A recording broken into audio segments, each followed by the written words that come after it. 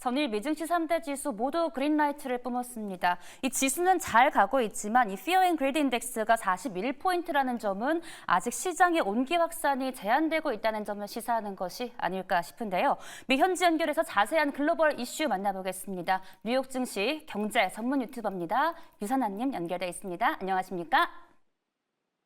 네, 안녕하십니까. 네, 좋은 아침입니다. 네, 약 한 시간 전이죠. 미국의 5월 소매 판매와 이 산업 생산이 발표가 됐습니다. 분석 부탁드릴게요.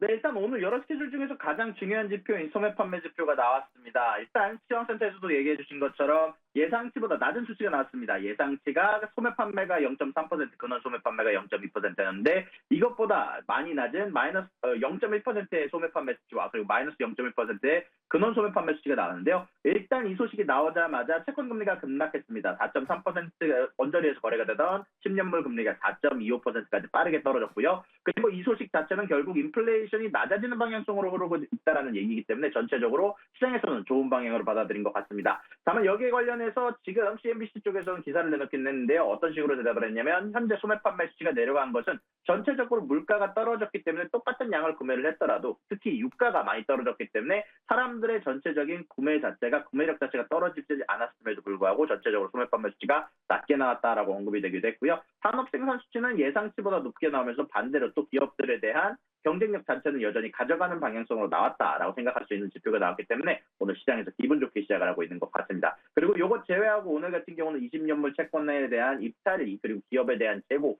그리고 아틀란타 연준에서 발표하는 GDP 나우에 대한 수치 발표가 있습니다.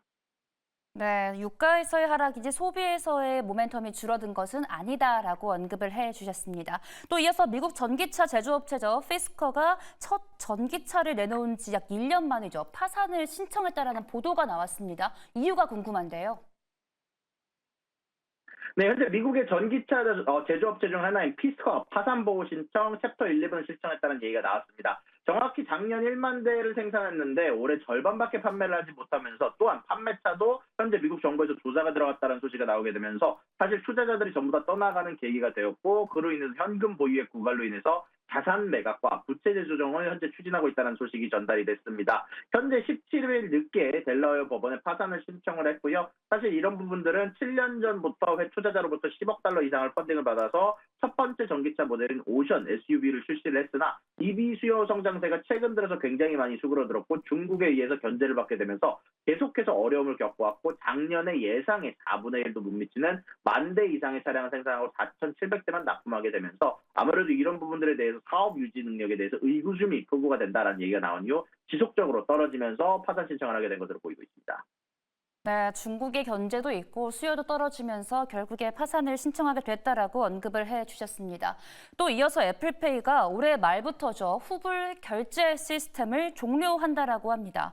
해당 내용과 함께 주가 흐름에 영향을 줄지도 궁금하거든요. 어떻게 보시고 계실까요?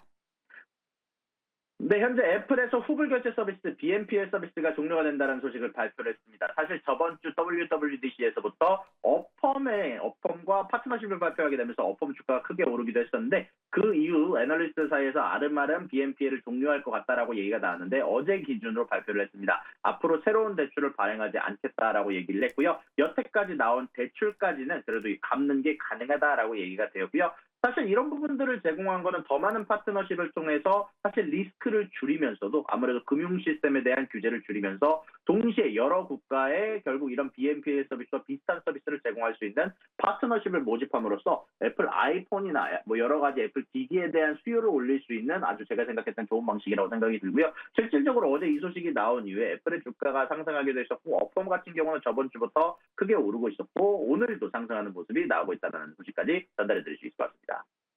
네, 해당 모멘텀이 애플 주가의 상승 모멘텀을 제공했다는 전망을 제시해 주셨습니다.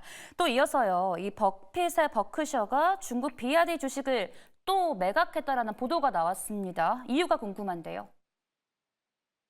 네, 일단 버크셔가 중국의 BRD 지분을 추가 매각했다는 소식이 전달이 됐는데 사실 이유 자체는 보도가 되지는 않았습니다. 다만 CNBC 방송에서 약 4,980만 달러 어치에 해당하는 BRD 지분 130만 주를 매각했다는 소식을 전달했는데 다만 지분율 자체는 그게 크게 하락하지 않은 것으로 보이고 있습니다. 지분율은 종전 7%에서 6.9%로 아주 소폭 하락한 수치를 발표를 했고요. 사실 2022년 8월 BRD 주식을 처음 판 이후 구체적인 사유를 밝히지 않은 채 BRD 지분을 최근 들어서 매각하고 있다는 점은 악재기는 하지만 다만 최근 들어서 판매한 수치인 0.1%의 주식 자체는 커다란 수치가 아니다 보니까 BRD 주식 자체도 아마 악재로 작용하고 있지는 않는 것으로 보이고 있습니다. 네, 해당 보도가 BRD 주식의 악재로 작용하지는 않았다라고 전망을 해주셨습니다. 지금까지 뉴욕 증시 경제 전문 유튜버 유선아님과 함께했습니다. 고맙습니다. 수고하셨습니다.